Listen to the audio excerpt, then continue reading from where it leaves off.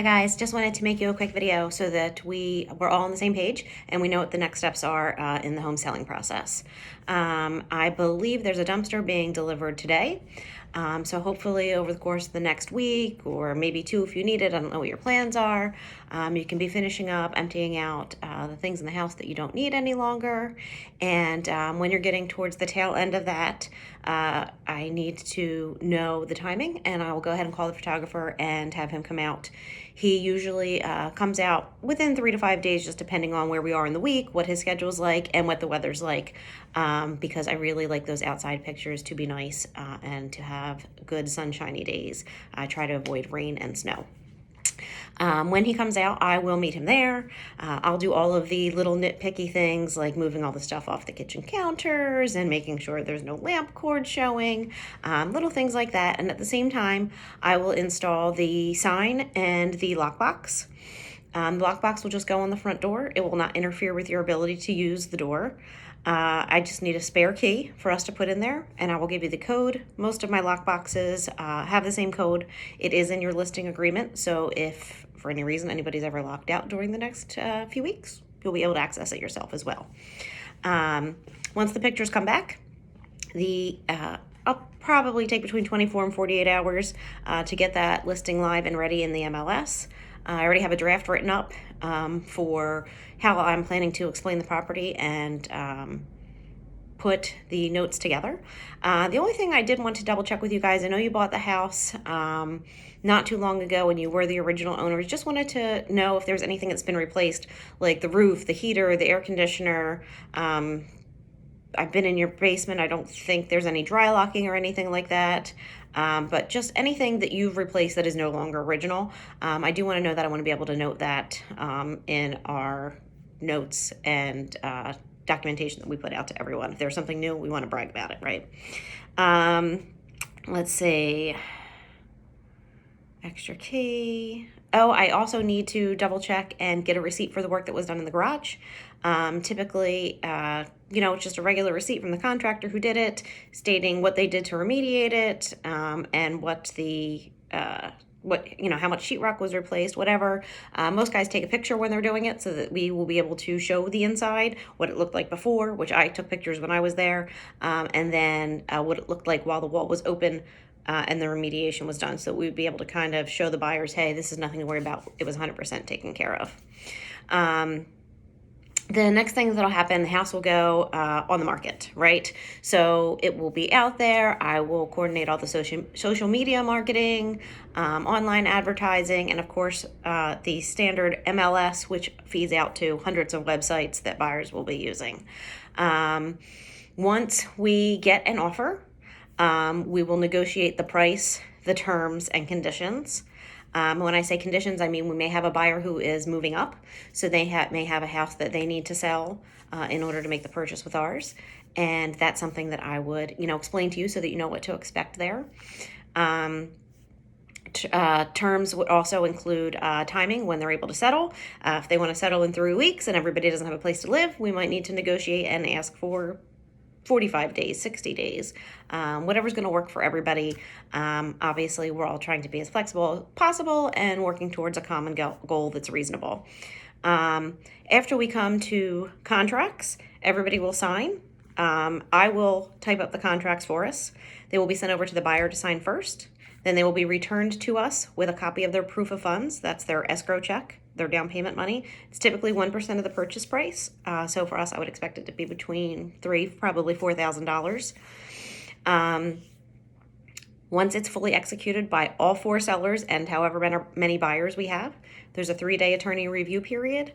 During that time, both the buyer and seller will take that document to their attorneys and have them review them for any changes that need to be made. I will reach out to, I think I have both of the contact information for both attorneys actually, and I'll reach out to them and just ask them if they want to review the contracts in advance, so that we don't have to hold anything up waiting for that. Because attorney review was a sensitive / sometimes awkward time where both the buyer and seller can cancel during the attorney review at any time for any reason. So if The buyers go to an open house even after they're under contract with us and it's within that 3-day window and they say, oh my goodness, we'd like this other house better.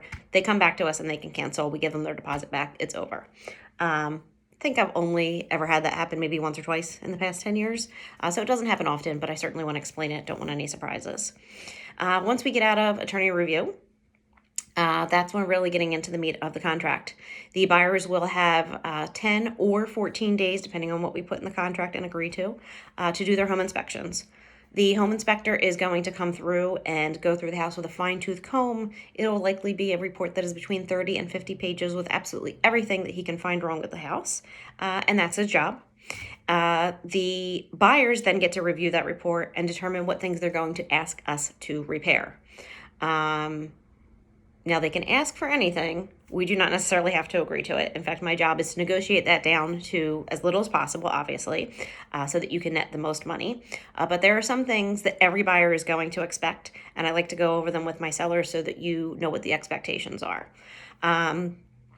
Every buyer is going to want a clean termite report.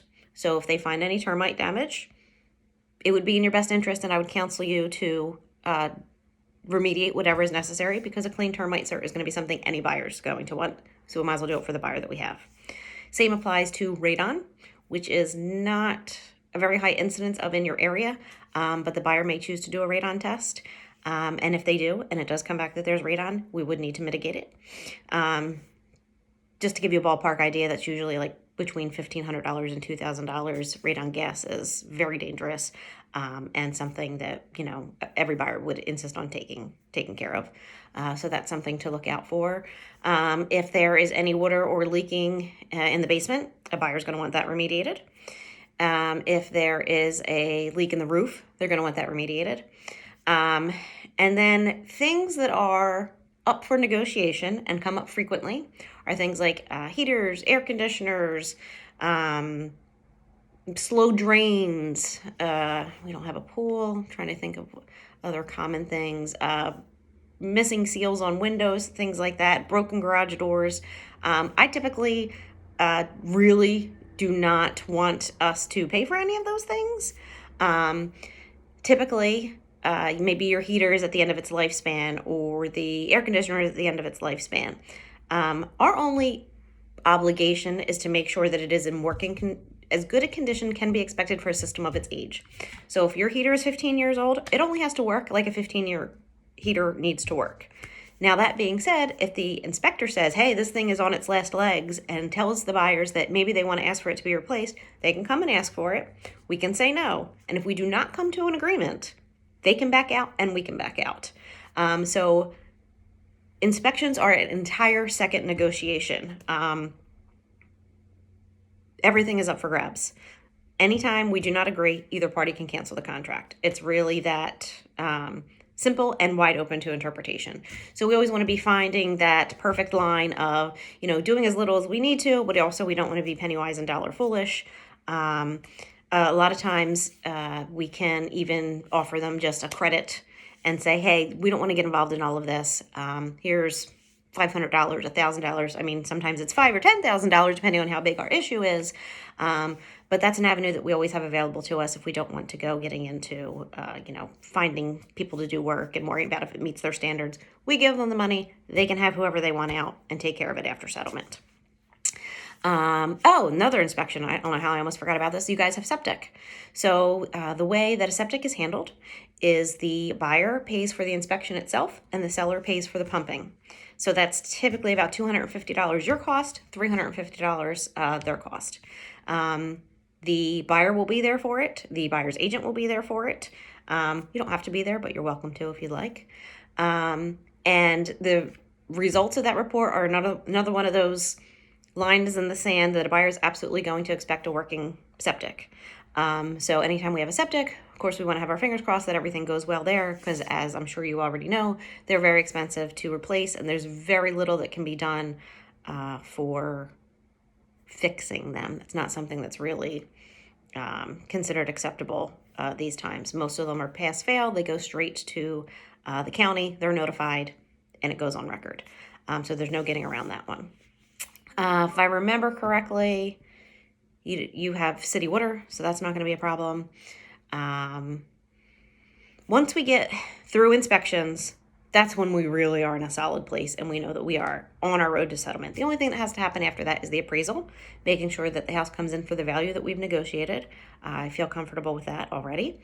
And then the mortgage company will finalize all of the rest of the income verification, employment documents. All of those things will be taken care of, and we will get a letter called a commitment letter right before settlement that says, hey, we have done everything we needed to for this buyer and this home, and we're ready for settlement. We usually get that maybe 30 to 45 days into the contract. That's when we know we're ready to go, barring any disaster, God forbid the buyer, loses their job or something crazy like that. Haven't had that happen yet. Let's hope that this isn't the first one. And after that, we're kind of getting ready for settlement. And, the timing, again, is something that we'll be able to negotiate on the front end when we're going and accepting the offer, hopefully. Just another note about showings when I was just mentioning the inspections. When you have showings, you want to make sure, obviously, that the house is in as good a condition as can possibly be arranged. You want to accommodate them and say yes anytime that you can. And the other thing is that you don't want anyone to be there. I will tell you that it is, no matter how lovely everyone is, no one wants to come and see a house with the sellers in it. It makes buyers feel uncomfortable. They can't imagine themselves and their family there.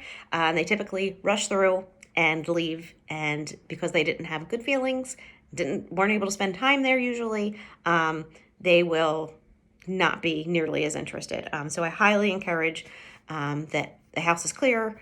Any dogs that are not the friendliest, you want to take them for a walk. And same goes for the home inspection. You can be there, don't really need to be there. And again, obviously I'll be here every step of the way answering every question. But I just wanted to make a quick video to kind of give, since I have so many people involved here, I wanted to make sure everybody heard the same thing at the same time, and that we're hopefully all on the same page. Listing agreement is out for signing. I know George signed it. I believe he took it to his parents to sign, so I should be getting that soon. And then I will be sending it over to Heather to do the last signature, and of course I'll sign it. If you guys have any questions, you know how to reach me: email, text, phone call, whatever makes you happy. All right, I'll talk to you soon. Thanks. Bye-bye.